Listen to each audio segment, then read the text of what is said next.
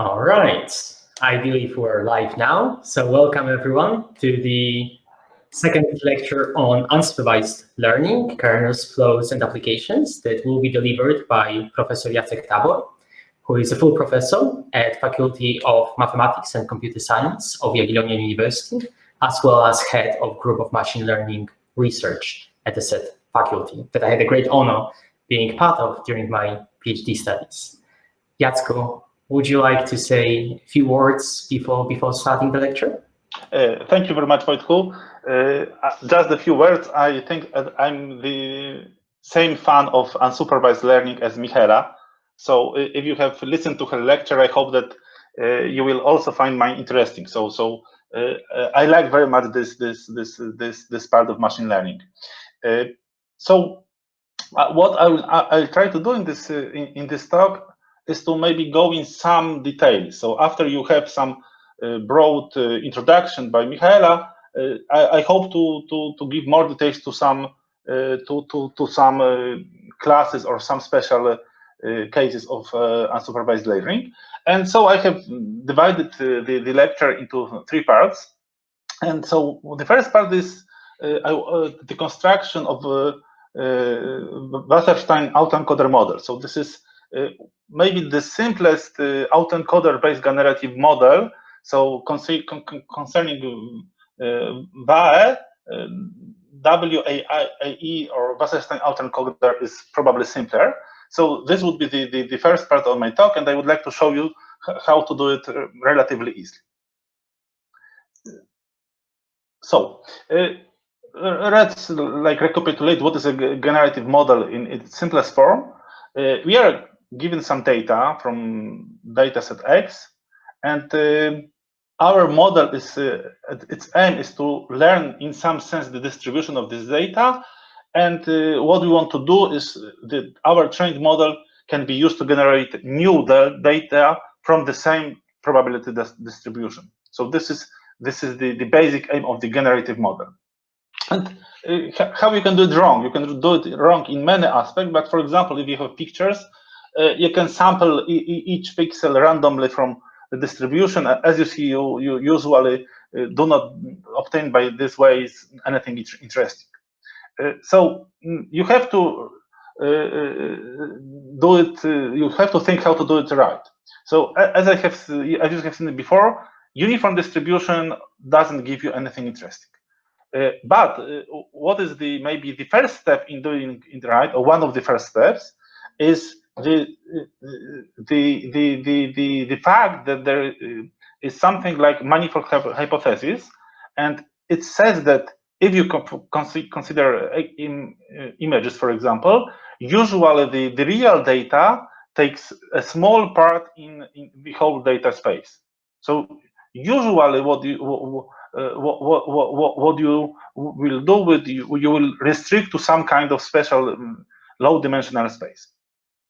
And how we can do it? You can do it in many ways. So there are many generative models. The first and probably one of the most important are variational autoencoders. Clearly, you have, of course, here about GANs, but there are, of course, many other.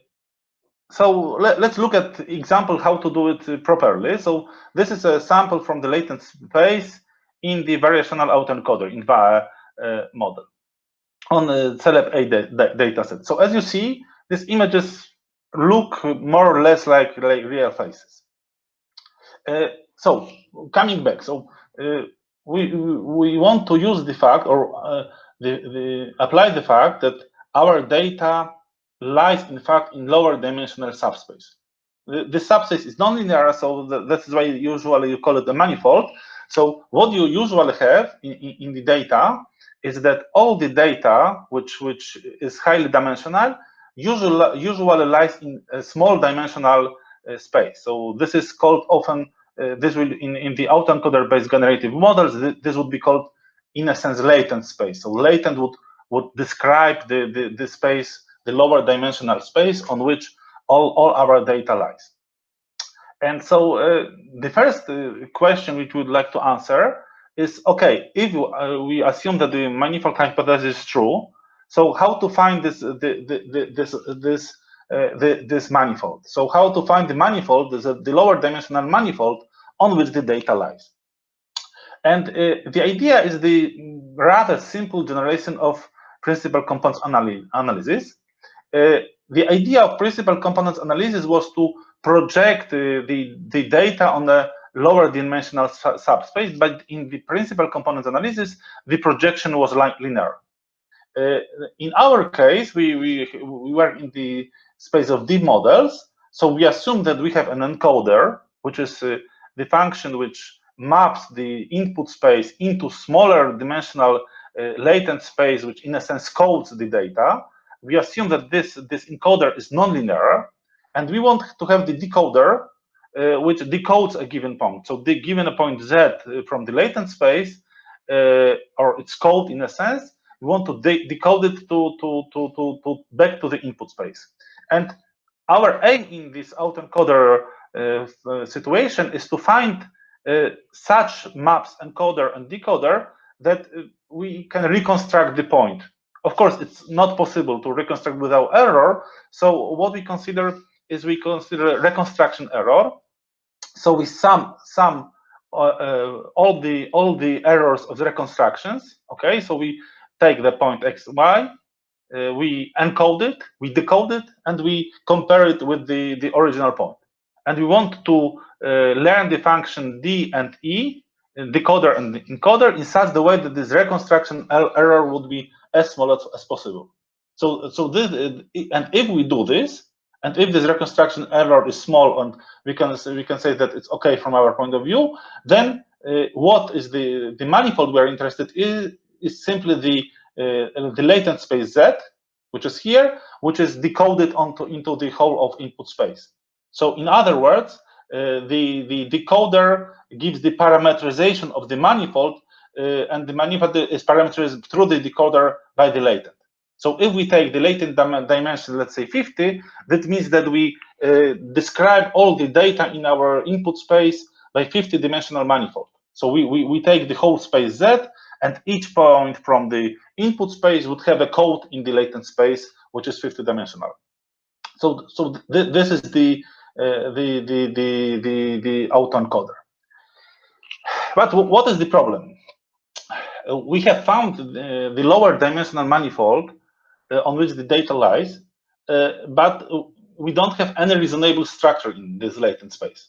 Okay, so we don't know the distribution of the data in this latent, and consequently we cannot sample from the space. So the problem is that everything is okay, but we don't have a generative model. So we have localized the data in a smaller dimensional space, but we still cannot sample the data. And what is the idea of most autoencoder-based generative models? It's very simple, in fact. You want to do autoencoder, and you want to force the data in the latent to be Gaussian.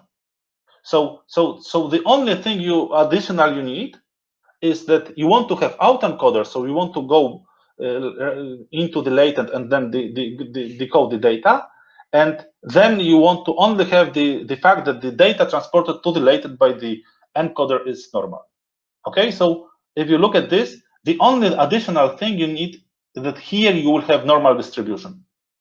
And if you will have this normal distribution, then you can sample from the data by taking a sample from the normal distribution and decoding it back to the input space. So autoencoder plus the normality in the latent space give you an autoencoder-based generative model. So the only thing you need is how to have autoencoder, but you want to enforce some additional term, usually, which enforces normality. Okay, so you have to enforce that if you take the input space, you put it through encoder to the latent space, that in the latent, this sample which you will be Gaussian. And if this happens, you are done. Okay, so these are some typical experiments we have done. It's very simple experiment, but it shows how it works. So here you have the case is you have two-dimensional space, latent space, and you encode missed data set. Okay, so here we have two-dimensional space. The latent is two-dimensional. You have missed. You teach encoder and you decoder, and you have autoencoder. So if you look at this, this is a Gaussian noise in the latent for the case of missed. And if you take autoencoder, then you see that autoencoder, so this is autoencoder, doesn't have any reasonable nice structure in the latent space. As I said, there is no, we don't know any probability of the data, so we don't know how to sample from it. If you look at other models, so this is variational autoencoder, Wasserstein autoencoder, sliced Wasserstein, Kramer-Wald, so these are more or less the same type of autoencoders, but what happens, each of these models enforces the data in the latent transported to the latent by the encoder to be more or less or look like Gaussian. So the more it is Gaussian, the better we, in a sense, sample. But all these models fare well in this. So what you have to do is try to enforce only this Gaussianity in this space, and you can do it many ways. The first, but maybe not the simplest, is given by variational autoencoder. But you can reduce this problem to maybe simpler way than in original variational autoencoder. You can reduce the problem by simply computing the similarity between samples.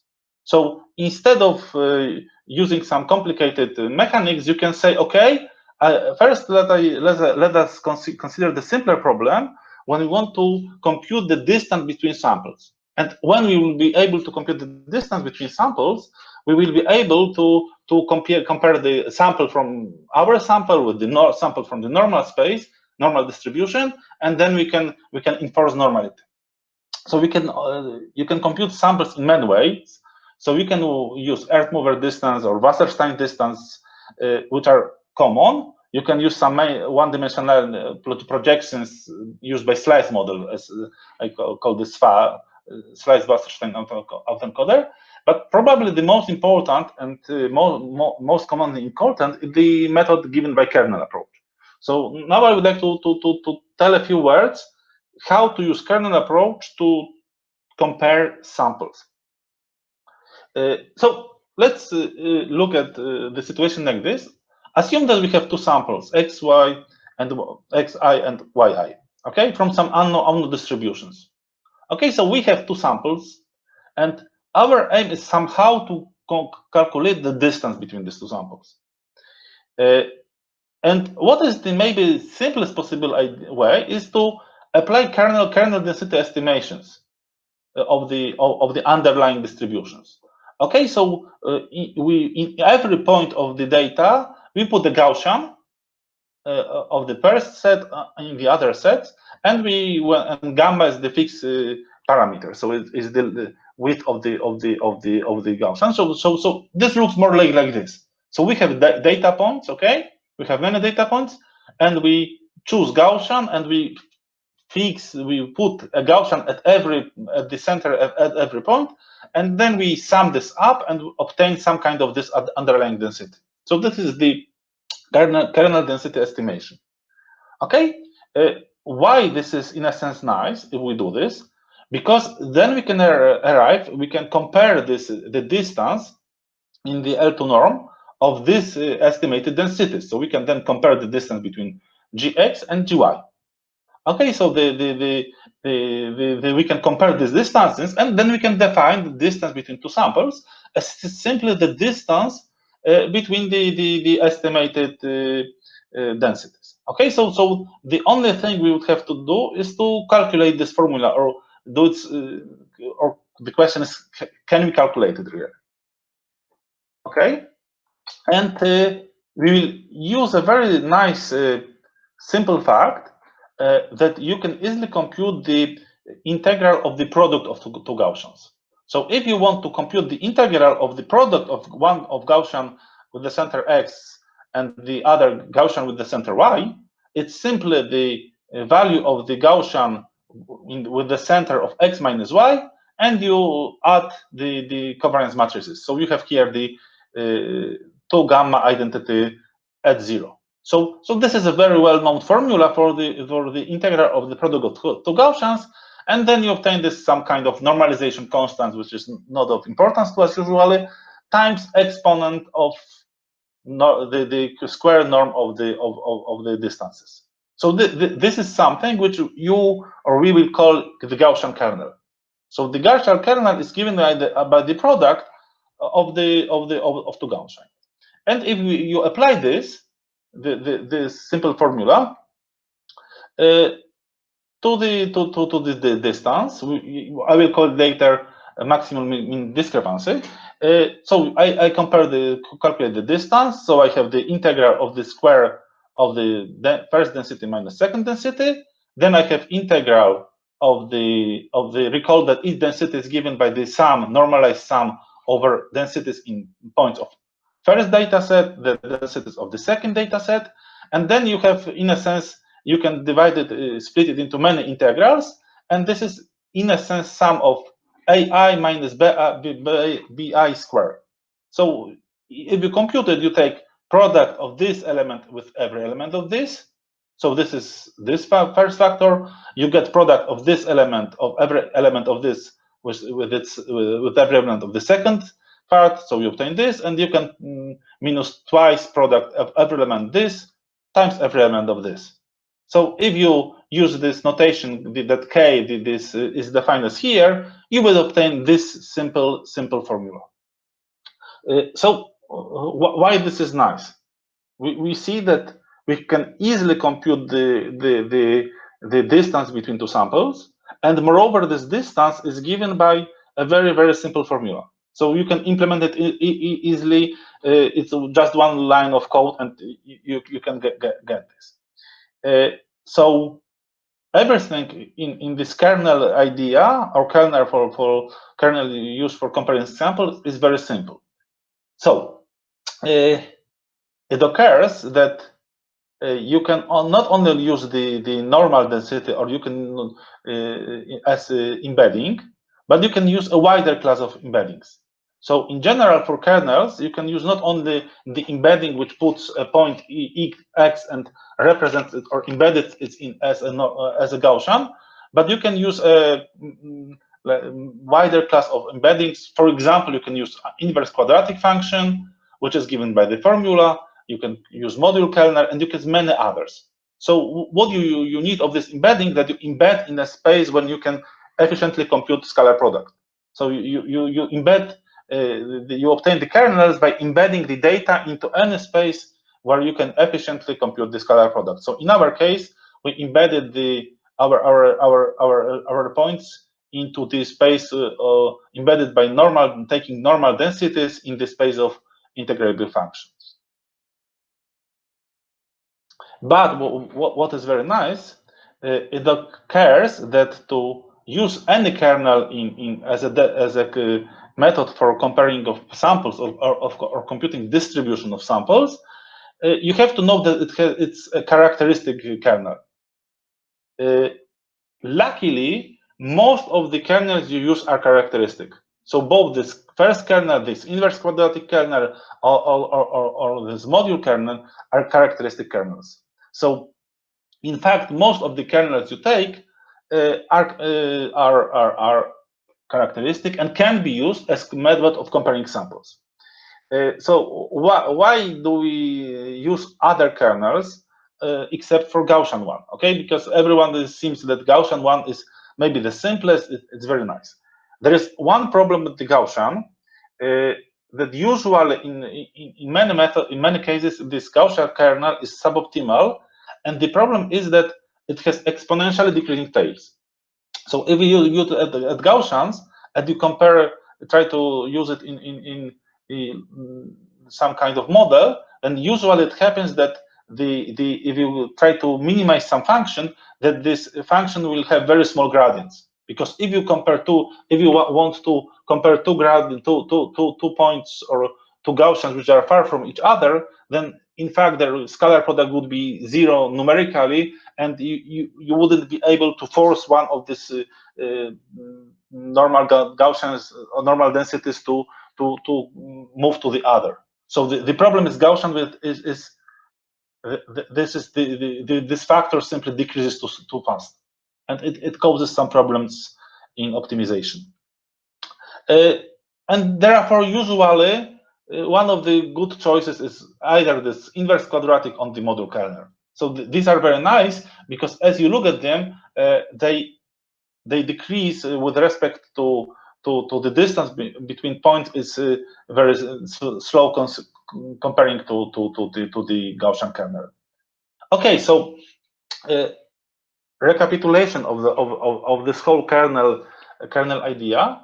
If you have a characteristic kernel, so think about Gaussian kernel or inverse quadratic kernel, then you can define the distance between two samples, xy and yi, by the simple formula. So the distance between two, the square distance is given by the formula that you take 1 over n squared, you sum all scalar products in a sense xi prime, you take the same from the second sample, so you take the scalar product because k denote the scalar product, yj prime, and you take minus 2 divided by n squared sum of all scalar products xi with yj. So this is one simple formula which tells you when two distributions are close. Okay, so this is nice. Now we can compare two distributions, but from our point of view, we want to have generative model. So the question is, okay, we want to compare the distribution to the normal one. Okay, we want we want to enforce the distribution to be normal in the latent. Okay, so to do this, it's very simple. You can simply sample the second distribution from the normal one. And you can take the distance of xi from the normal distribution, you approximate by the distance of xy from a sample from the normal distribution.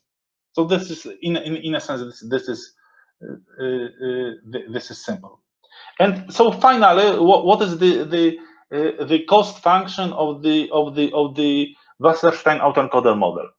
So it's here. So we have the batch xy, we have latent, usually is lower dimensional.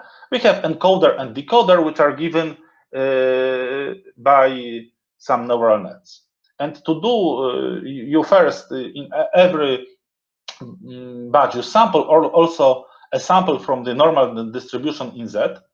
So in the latent space, you sample, you take a sample from the normal distribution, and our cost function is given by reconstruction error. So this reconstruction error, how well you reconstruct the sequence xi. So it's the sum of, I recall, sum of square distance xi minus is reconstruction, and plus some constant lambda. I will just say a few words about lambda, times the maximum mean discrepancy. So this distance, which I define to be above by the encoded the data x the batch encoded to the latent. So you transported the sample xi to the latent and compare it with a sample from the normal density.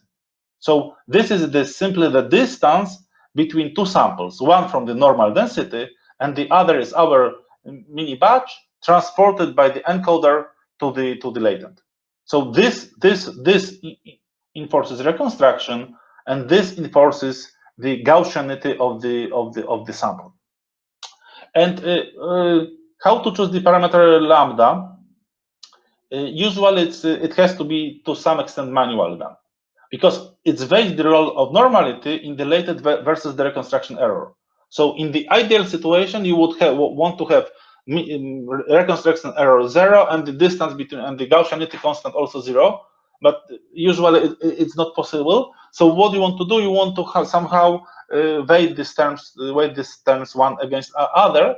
And how you can do it? You can first teach a plain autoencoder to obtain what reconstruction error you are able to obtain, and then you can train a model from the beginning and choose lambda by some kind of grid search, so that the reconstruction loss of the new generative model is not much worse as compared to the plain autoencoder. So this means that you do not lose much on reconstruction error, but you gain on the normality. So this is whole idea of the Wasserstein autoencoder. As you see, it's really a few. The whole cost function is just a few lines of code. So it's reconstruction error plus the distance, the kernel distance between two samples in the latent. One sample is given by normal density in the latent, so inspire normality, and the other is given by the transportation of the sample from the data set by the encoder to latent space, latent space Z. Okay, so this was the first part of my talk, where I wanted to say about the simplest, or how to do the simplest autoencoder based generative models. So this is one class of generative models which you have probably somewhere encountered. Now in the second class, I would like to proceed to the maybe more fun generative model, or maybe more interesting to some extent, which is given by the flow-based models. And the flow-based models are the alternative to GANs and autoencoder base. So I assume that you know GANs models and autoencoder base I have just described. And in the flow-based model, you need something more. So this is, in a sense, the flow-based model is a very, very special case of autoencoder-based generative model. You still have input space Rn, and formally by the flow-based model, you understand a neural network which maps the input space into Rn also. So you don't decrease the dimension. So this is the crucial this difference between autoencoder-based model, where you usually decrease the dimension and the latent is lower dimensional. In this case, you don't decrease the dimension, and you want to have two facts. First, that the map F is invertible and its inverse is computable. So this is first thing. You want the map to be fully invertible. And the second, what is needed to have a flow model, is you want to have the determinant of the derivative of this function is also computable. So to have a flow model, you have to have two things: invertibility and the computability of the determinant of the derivative. So if you have these two things, you can say that you have a flow model. How you use it in practice? So you have data space, okay? You have you non-linearly transform, or in a sense morph, this data space, usually in such a way. So this would be a use of the flow methods as a generative case. You usually transform it into such a way, in an invertible way, such that here you have Gaussian. So here is some kind of invertible transformation, and then to sample from our data space, you take a simplest sample from the Gaussian, and you move it back to the input space. So here you have latent space, which in which you use Gaussian, and here you have input space from which you first learn this map, which transforms into Gaussian, and then to generate, you simply take Gaussian back to the input space. So this is the idea of the generative models based on the flow methods. But I would just to say that the flow methods are, in a sense, much wider. You can use them in many more aspects than only for generation. And maybe some kind of also distinction or division of flow models. You can the first flow models were very simple. So these are in a sense constant determinant flows, where you have the determinants is constant with respect to x. So the determinant doesn't change if you change the point. And this second class, maybe general flows or variable determinant flows, are such when this determinant changes when you change point. So I will first show some simplest case of the flow model, which is the case of this constant determinant case, and we will look at it in more detail, because in fact what I described here is maybe the basic idea of the whole family of flow models. So let us consider the case when we consider the map from plane into plane. So this is the simplest possible case, and assume that the map is defined in the following way: that we have x, y, the points of the plane are moved into x, y doesn't change, and x second is to the x second we add any function of the x, y of the first coordinate. So the first coordinate remains the same. The second coordinate is added a new part, but what is crucial, this part which we add doesn't depend on the second coordinate. So to the second coordinate we add a part which depends on the first coordinate. This dependence maybe or usual is unlinear, but still depends on this. And if you look at this, then you can easily compute the inverse map. So if you have a sheet of paper, and then you can do it by yourself, but it's very simple. So if you have yi and y2, then you simply, the first coordinate, it doesn't change, but from the second, to obtain the inverse operation, you here added the part, the transformation of first coordinate, and here you subtract it. So this is a very simple case. So if you look at this map, and phi is given by the network, so you can have you have a nice nonlinear map of the plane, because phi includes nonlinearity. But what is crucial about it, it's invertible.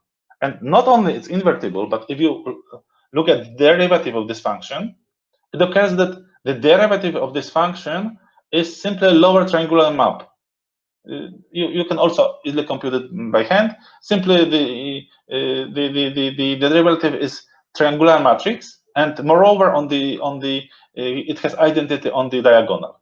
So this means that if you take this map into consideration, it is invertible and it has constant determinant again, and this constant determinant is 1.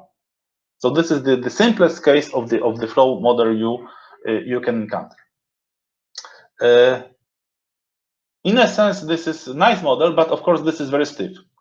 Then it doesn't have very large freedom. So people were trying in the consecutive papers to enforce or allow more changeability in the model. So I will just maybe show some simple modification. First, what people used, it's clearly obvious that you can use the same trick if the dimension of the space is even. So you can divide the space, instead of R2, you can have any odd even dimension, and then you can divide the space half by half into first part, second part, and here then x1 would be the first half of the dimension, x2 would denote the second half of coordinates, and you can use the same function and it will be okay. So this is first observation. Then you can use this kind of flow models for any even dimension. You can use also very simple trick to allow the map to have variable determinant. So you can, as before, do not change the first coordinate, but you can make a maybe more nonlinear map of the second coordinate.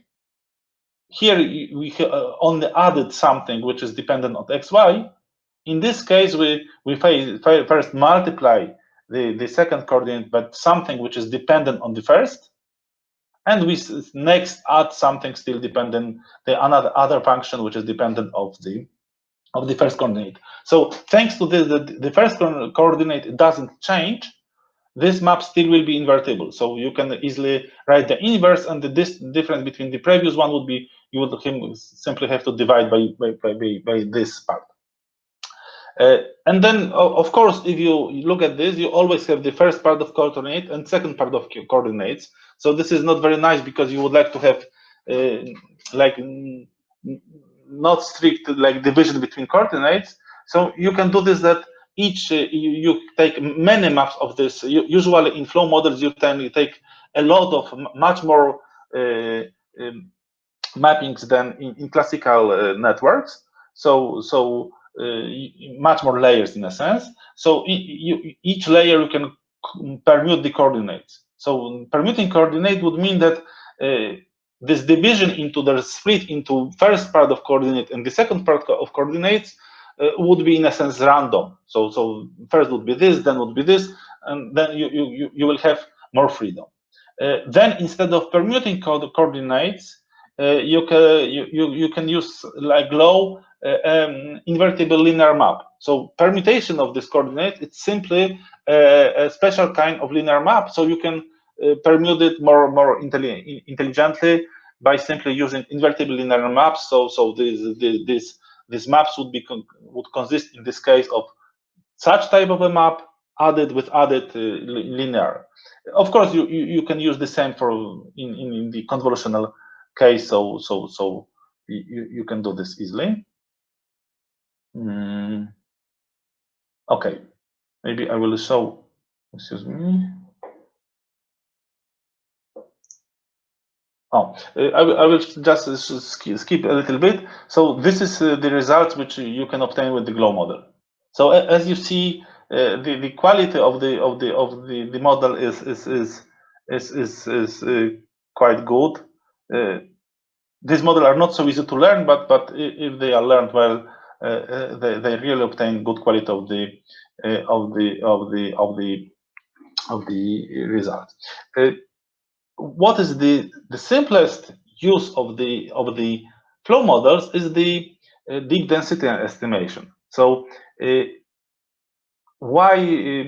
so the density estimation gives you something more or much more than just the generative, the ability to generate.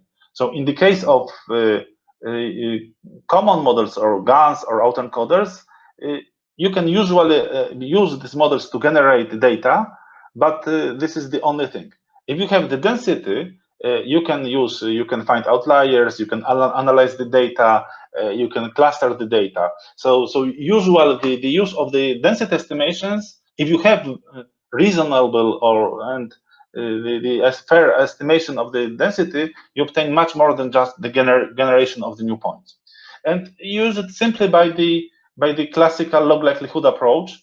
So the flow model gives you, in fact, the weight of the neural network give you parameterization of a lot of densities.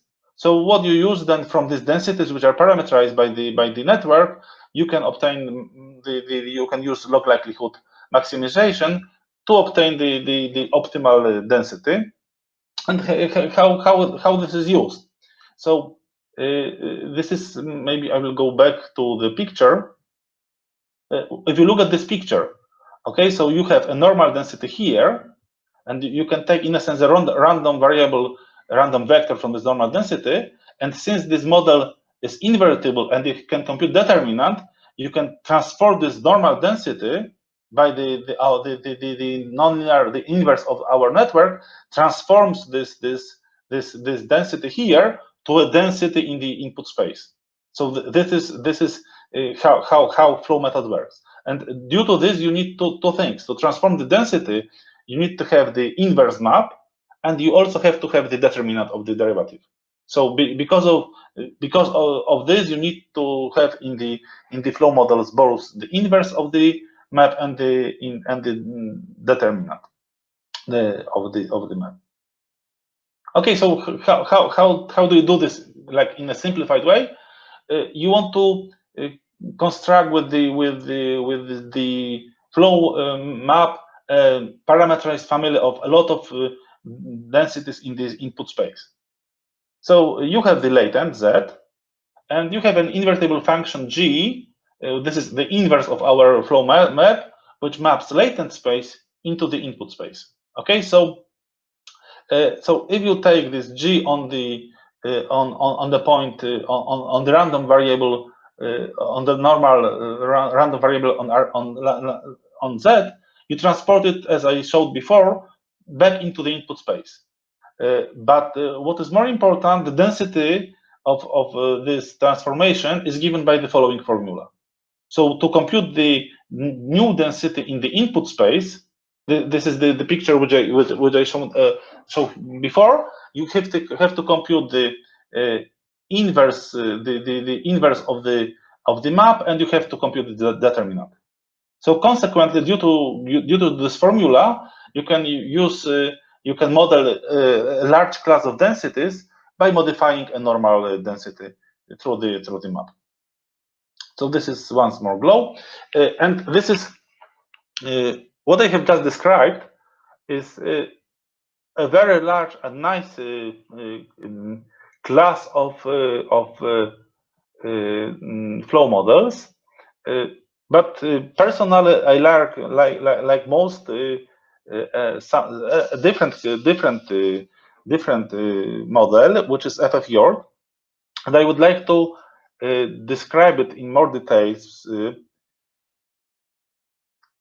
It's in a sense much more flexible. So here you have a comparison from the paper of FFYORD of the glow model and the density obtained by glow model and the density obtained by FFYORD. So this is the data. This is how the glow model samples this data, and this is FFYORD. So this is the case, this kind of chess data, and this is the same, and this is kind of spiral data. So if you would like it, would look more closely at this data, you see that the glow model, or the glow model, is the typical or best example of this first class of models I described before, is somewhat stiff, and it doesn't like adapt to this data too well. And as you see, you can see some kind of non-linearities which are present, for example, in the spiral, or in this case of the stress. Why is it is the case? The case is because you allow only a very special case of maps by which you transform the data. Since you want to have the inverse, as I shown before, you allow on those special class of mappings, and these mappings, in a sense, don't play well with every data set. So the cost of using special maps, which are invertible and you can compute determinant, is that you cannot adapt very well to every data. FFYORD is able to do it works in a slightly different way, and it is a first model which is able to use any map in the process. So I would like to try to describe this idea. The idea of FFYORD is to use, instead of mappings, differential equations. So the previous models work like this: that you have first map, first map, then second map, then fourth, and so on. So we have many maps, each of which was invertible. Okay, and to have each map invertible, you have to restrict to the very special case of maps. What happens if you consider differential equation? The differential equations look like this: that you have a point, and at each time you have a force which moves this point, and every point moves according to some special force. So it's like you have, for each point, our point moves in time with respect to a special force, and this force which moves a point x is given by this function f. So this function can be any function, and if you want to see how our point will move in time, we usually discretize time. You take some kind of small step size or time step size h, and you move like change this equation into a sequence of difference equations. So you discretize time, and then you solve this approximate formula. So this is the approximate solution of these differential equations. So you take a small steps, and then you solve it, and you proceed with h to 0. But what is crucial from the differential equations, which is different from the iterative equations or from the discrete time. So what is the difference, main difference between continuous time and the discrete time, is that you can take the backward. So you can calculate what, from which point our point came back. So if you have the forward equation, so this is, you calculate, you start with x0 and you want to find xn, you compute this formula. And if you want to go back, you simply reverse plus into minus, and you go back by the force. So in a sense, this force fields, you put back the time, and you obtain the same. You can come from x, the last point, to the first one. So this is the main crucial fact, that in differential equations you can always solve the differential equation forward in time, but you can always solve in backward in time. So you see that this is the crucial element of our flow model. So in flow models, we wanted to have two things. We wanted to have invertibility and the ability to compute determinant. And in the FFyord uses the differential equations, which enable the model to compute, to go back in time, and to have the inverse map. So this is nice. This is not non-trivial, because here you have to use some kind of solver for differential equations.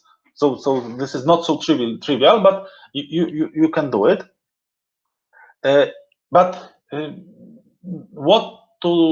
How you can solve the problem is computing determinant. So as I said here, in the Fjord model, you do not assume anything about the map F. So you assume the flow to be governed by some kind of, it's continuous flow, to be governed by some differential equation, and you take it FF any continuous map. So you do not assume anything about the ability to compute, to efficiently compute its determinant, anything at all. So this, of course, will cause some problem. So we would like to now compute the determinant of this map. So let's consider the map phi. I denote the map which maps point x0 into the endpoint xn. So the map which moves first x0 into x1 by some kind of differential equations. And if you look at this function, so this is the function which we iterate, you take the derivative of this function. Okay, so the derivative of this function is identity, because here happens nothing, plus h times derivative of this function f. And since you have many of these maps, so you will have the composition of the derivatives. So the final derivative of this whole map of our flow would be the composition of the derivatives of the singular map, of the simple maps, and you obtain something like this. So now we want to compute the determinant of it. So what is nice, the product, the determinant of the product of matrices is the product of determinants. So this means that you can, instead of taking this, you can compute its determinant by the simple product of the determinants here. Okay, so this is still rather simple. And if you, in our case, we want to use log likelihood, so we use logarithm of the determinant, and you obtain the sum of the logarithm of determinants. So this is the partial computation, but it's still not computable. I will just mention why.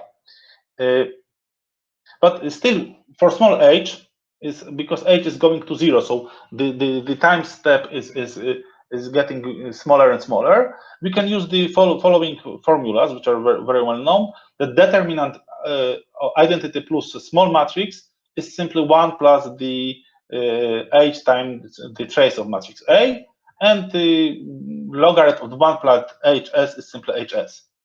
And if you use these two simple formulas, you simply obtain the formula for the logarithm of the determinant. So it's h times some trace of the derivative of f. And it's and now it's the time for the trick, because we still have very big problem, because as I said, this is the derivative of the function f. F is given by the neural network, so it's in general it has many parameters. So the derivative would be like not computable in reality, because it would have squared number of parameters than in our model. So this is not computable, and this is the main trick which the authors use. So they use the idea the following, that we cannot, as I said, we cannot work on the derivative, but we can work on the derivative on something which is called directional derivative. That is, we can compute the derivative of the function in the direction of the given vector v. So although this is too large to be efficiently computed, especially for larger models, we can compute the whole thing. So we have computed the derivative in the direction of the vector v. And there is a nice simple theorem that you can approximate the trace of the matrix by the expected value, and you sample v from the normal density, and you take the v transpose time e time v. So consequently, instead of computing this trace of the matrix, you can compute the expected value of v transpose a v for v from normal density. And this means that in FFJORD, you randomly choose v from normal density, and we use the following approximation. So we approximate this time, this sum, which is not computable because we have here derivative of the function, but we approximate it by the same sum when the trace of this derivative is replaced by v transpose times the derivative of the function, but computed in the direction of the vector v. So because of this, this is computable. And since for every batch you take different noise, it's this sums up, and you obtain the good approximation of the real sum. So the main idea is summing up of the FFJORD model is first the going through systems which are continuous in time. Continuity in times give invertibility of the you can inverse the direction of time and compute it back. So you have inverse maps. And second, you use a trick which enables you to not work on the derivative of the function, but use only a directional derivative. And since using directional derivative allows it to compute it efficiently in general case. So this is the FFJORD model.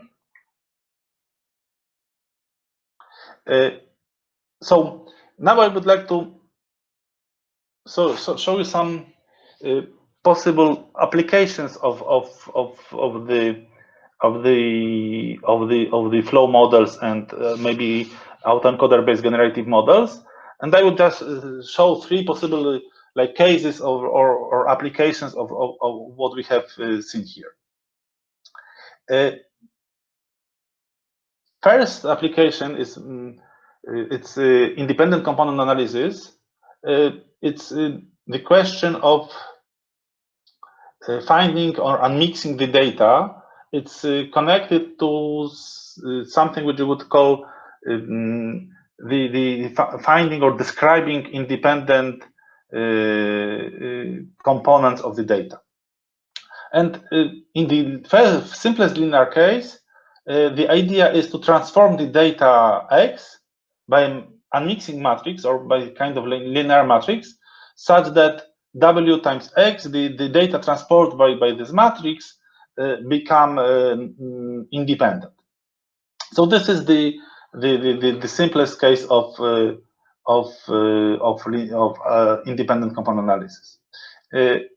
So this is the formulation. So you have some kind of data X, you have a linear map here in this case, and you try and transport it into independent. So you want to see independence in the components. And what is the kind of typical case of working with independence of the data? You simply assume that you consider a density in the space to transform G, which consists of independent components. So you have a density, and you assume that all the components of the density G1 up to Gn are one-dimensional density, which means that all the components here in the space to which you transform are independent. And usually you take Gi to come from some kind of parameterized family of non-Gaussian density. Gaussian in this case is bad. And usually you take heavy tails, and then you find optimal transformation by maximizing log likelihood. So you want to have the transform data to be as independent as possible, and you use it by this approach. And why I'm telling about independent component analysis as first of the possible applications, because in fact in the nonlinear independent component analysis, two models which I have described were used. So first flow model, in fact, which appeared, is nice. So the first flow model which people constructed were not done for generation or something like this, but it was the first flow models was used just by to make nonlinear independent component estimation. So nonlinear independent component estimation, or in the nonlinear independent component analysis, is to some extent a problem very similar to the disentanglement. We want to somehow nonlinearly find independent components in the description of the data. And so the model which was using nice, it's like similar to the first simple model I described in the data for the in the talk for the flow model. So it was very simple model, and it was fully, because of this, it was fully invertible. Output distribution was fully factorized, so this fully factored the distribution, and the maybe some problem with it is that the method of finding this map was similar, used the similar approach to this. So we used, instead of here linear map, in NICE we use non-linear map, but still the method of finding non-linearity was the same. So we use maximum likelihood and some kind of prior density family, which was like coordinate defined. Maybe also very nice and interesting approach to nonlinear independent component analysis was given by Anika. It's adversarial nonlinear ECA. And what was the idea there? The idea was to use autoencoder based generative model. So this was the classical autoencoder based generative model. So you have a latent, but you, instead of assuming adding to the, as we have done before, normality to the latent, you used adversarial training, and this adversarial training used some kind of simple adversarial method, like GAN-like adversarial approach to enforce independence. So we wanted, we enforced the model in such a way that what happened in latent became independent. So this was the adversarial approach. And so as you see, the first model is a flow model for the first model of working with nonlinear ECA. So as I said, it's something comparing to disentanglement is the flow models. When you have fully invertible map, and the second is autoencoder-based generative model when you infer independence by the adversarial training. And I would like to just, before end, to shortly show two applications of flow models which we have done in our group. So I will just show a few slides. If someone would be interested, you can maybe contact the authors directly.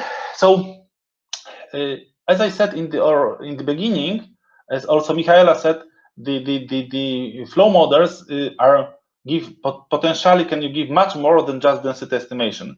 You can also have clustering. You can also have anomaly detection. What is anomaly detection? You want to find anomalies in the data. So anomaly in the data is something which is not similar to the most of the data, and you can use a flow approach to do this. What is the main idea? The main idea is to transport the data in such a way that you can put almost all of the data into as small as possible bounding region. So you want to put the data into a region. Bounding region is something where all our data lives. And here we use the idea that we want to put it in such a way that only a small almost all of the data lies in the region, maybe except for some small potential alpha.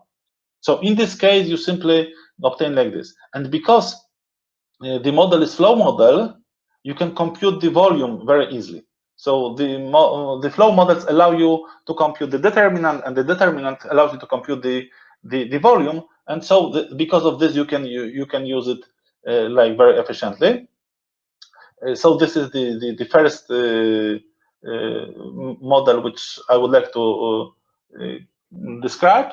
And the second model, which I also find a nice application of the flow model, is the use of flow models to represent 3D object surfaces.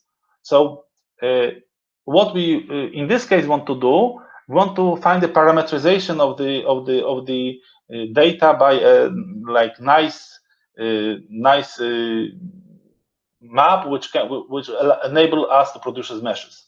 So the question is, we usually get some as input some points, and we want to find a parameterized or some kind of one map which allow us to build such a parameterization. So this is chair, and this is some kind of cars, and you can do it by first using some kind of parameterization of the input space, and then you can use as a model the flow model, which tells you how to transport the sphere to the data which you had in the beginning. So the flow model here is used as FFEORT, which tells you how to transform the sphere into the data which you constructed. So here you have continuous normalizing flow. So here was used the FFEORT. Okay, and so this is I think all for my talk. And just at the end, if you are interested in the corporation, you can write to the authors of the papers or to our group. Thank you. Thanks so much, Jacek, for this great talk. And I think we have time to take some questions from our audience. So let me just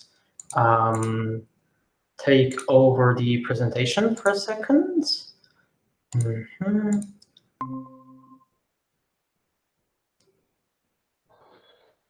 All right. So the first question is from Dennis. By enforcing Gaussian in the latent space, don't we distort the properties of the input distribution, which possibly is not Gaussian? Could you repeat once more? Sorry. Sure. So the question is about by enforcing the Gaussian distribution in the latent space by introducing a normal assumption, aren't we destroying some properties of the input distribution, which definitely doesn't have to be Gaussian? Okay. It could be or yeah.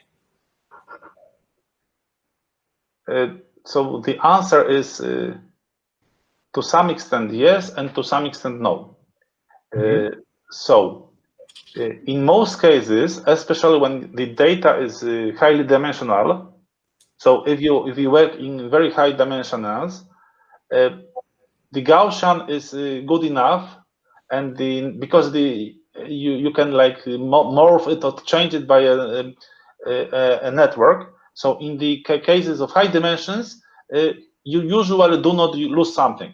So if you would make, for example, an experiment which we made some time ago, that you instead of Gaussian you would use larger family of densities, for example, mixture of Gaussians or some kind of other densities, the effect would be more or less the same.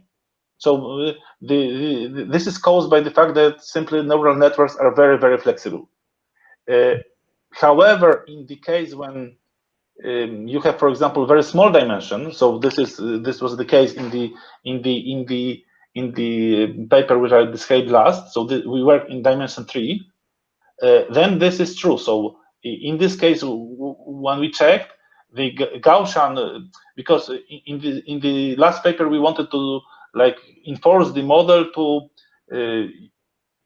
become, in a sense, or a manifold, or in three-dimensional spaces, and Gaussian are very, in a sense, big, and because of this, it was better to use something which was called spherical density, which was just defined around the sphere.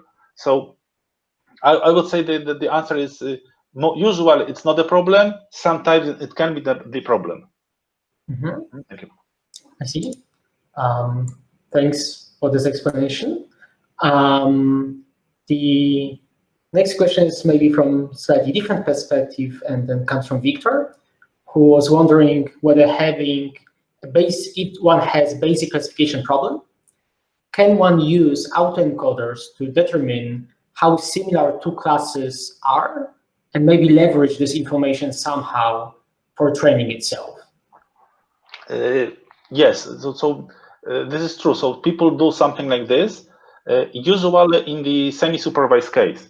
So usually when you do not have labels of all the points, you want to obtain better classification or good classification results. So in this case, when you don't have the labels of all points, then it's reasonable to, in a sense, understand and try to understand how the data lies, and in a sense cluster the data so that the clusters would correspond to maybe some kind of labels. So in the case when you don't have all labels, yes, this is the very good idea.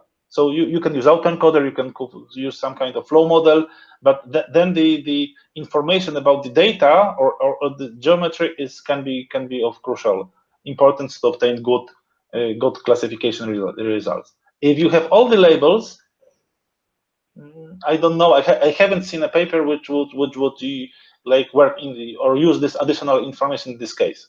So if you have all the labels, usually it's enough to obtain good classification. If you don't have all the labels, yes, it would be a very good idea to understand geometry of the data. Do you maybe have some papers in mind that might be useful for the audience to read more about this topic? Or I can do that later. Cool. Thanks so much. We also have a question from an anonymous author of whether polynomial filters equally the same with kernel methods. Is it correct to consider SVMs, CNNs, LMS, kernel LMS, KNNs, kernel methods?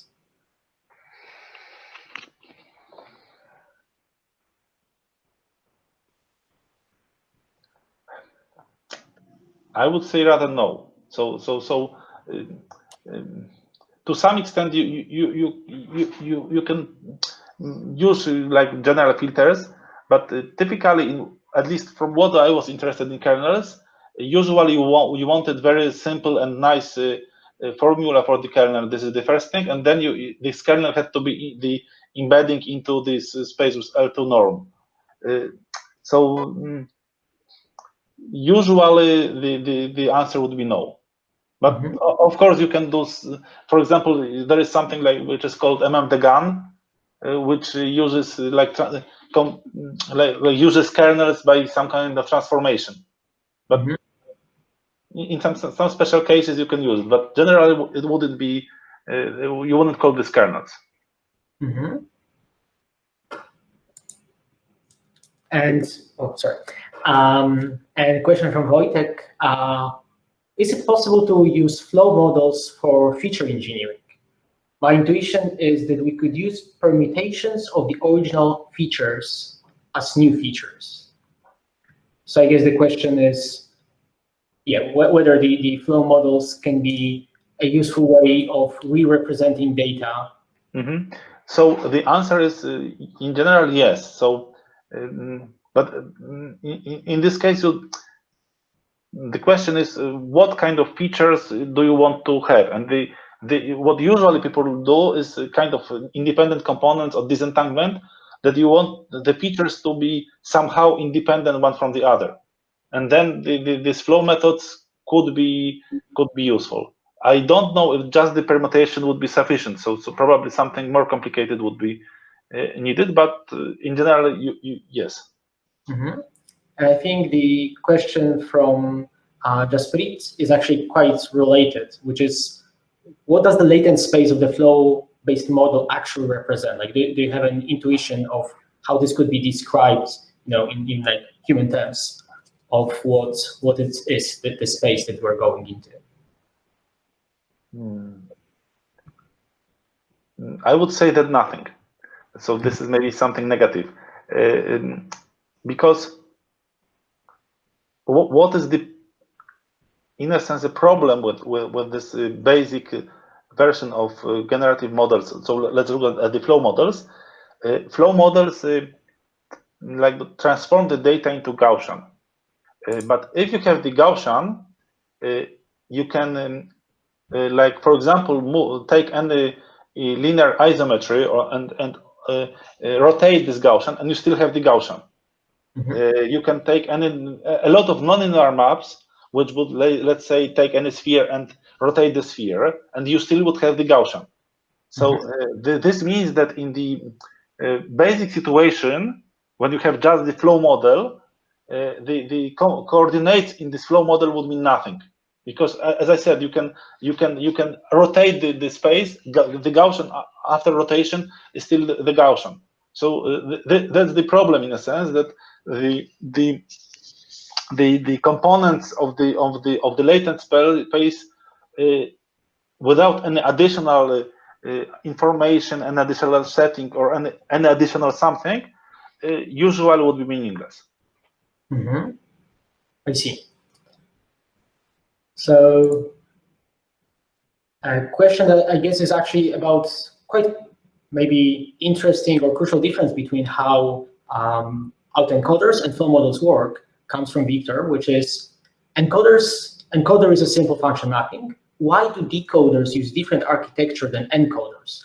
Why we couldn't use an architecture that is invertible?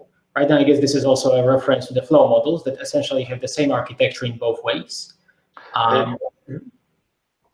In a sense, in the encoders, you use the same architecture, but in the different order.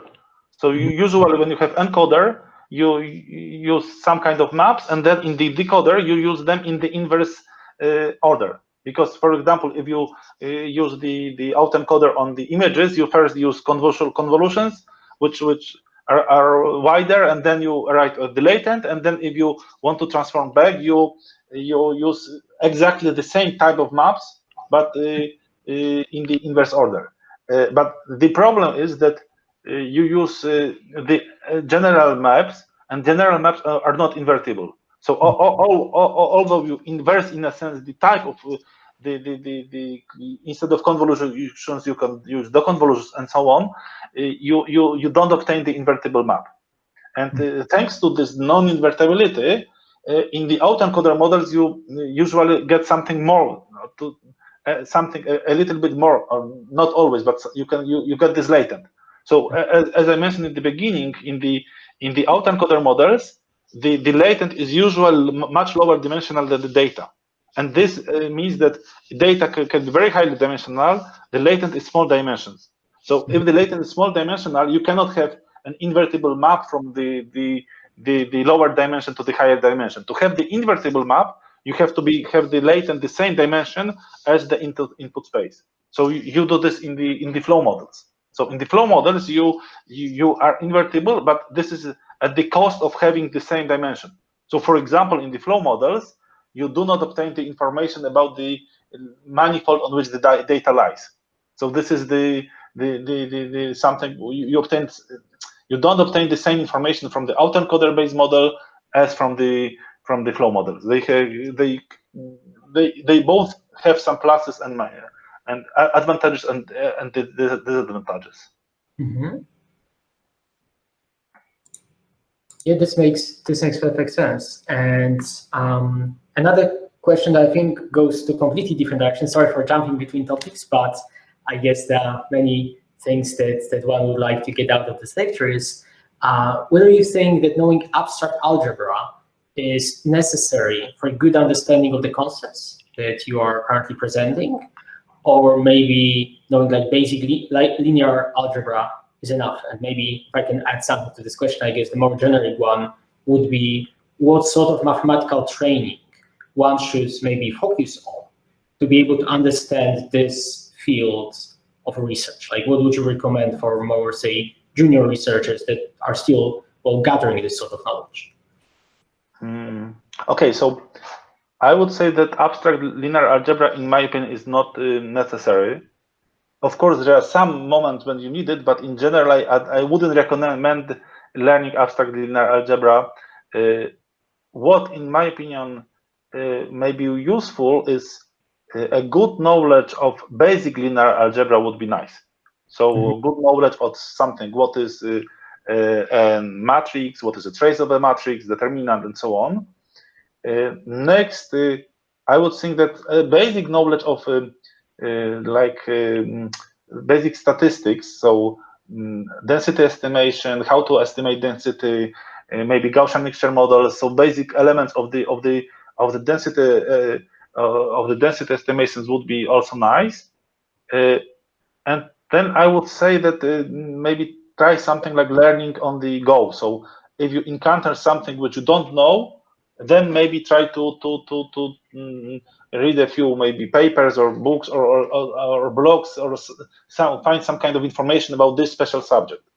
But in general, I wouldn't advise learning a lot of abstract things before going to the like computations or to the problems. I see. So I don't know, Wojtek, if you agree, but yeah, I mean, it's definitely a hard question, and I definitely agree that this field is so wide that it's very hard to just a priori know exactly which parts of mathematics will be useful. And in the end, one can either spend 20 years gathering all this data, all this knowledge, or be maybe slightly more interactive with that, right? And build a very strong basic foundations, like you said, in basic calculus, basic statistics, probability theory, linear algebra. And after that, focus on the things that are actually, well, challenging one's understanding. So I would completely agree with your sentiment of how to approach that. I think we have time for one more question. So from Tomasz Gandor, he was wondering on this slide with the 2D experiments. I believe we're talking about like maybe fourth slide with VAE examples.